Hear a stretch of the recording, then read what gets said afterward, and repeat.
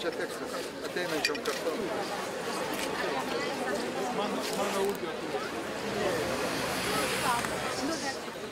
Baltijos kelio metinis. 1989 metais didelį rugpjūtį. Niekada mumyse dar nebuvo tiek laisvės.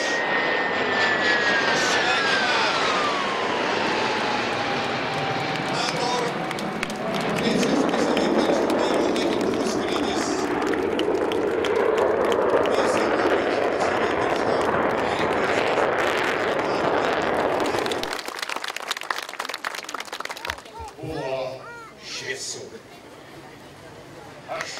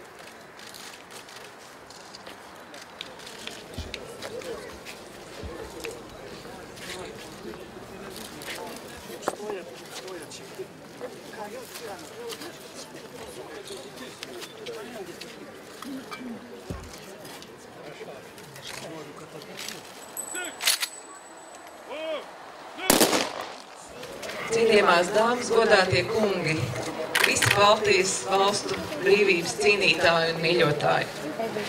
Man ir liels prieks uzrunāju jūs šodien šeit Salačai, lai kopīgi atzīmētu Baltijas ceļa 25. gada dienu. Šie notikumi veido vēsturisku un emocionālu fonu Baltijas valstu sadarbībai.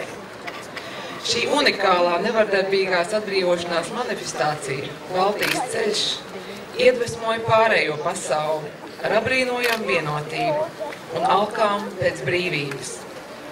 Mēs sadevāmies rokās no Tompeja pils Tallinā, cauri Latvijai, līdz Ģedimina torniem Viļņā. Tādējādi mēs apliecinājām, ka saskaņas idejas spēks spēja izjaukt šķietami stabilas totalitāras valdības sistēmas.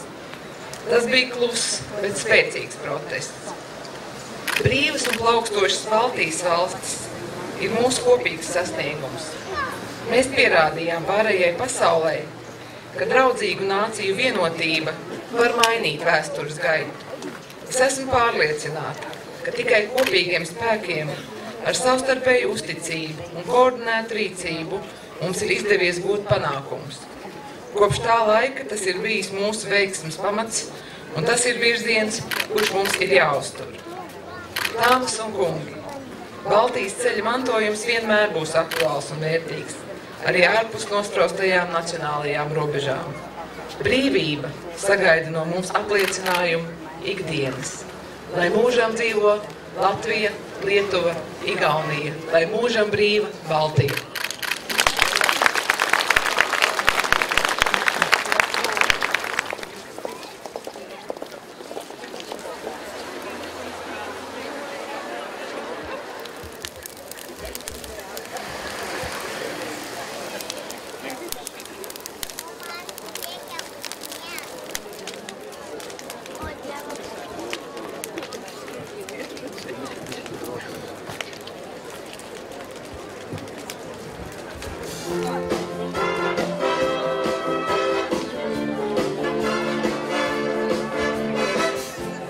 tačiau nepakeliu minčių apie tave.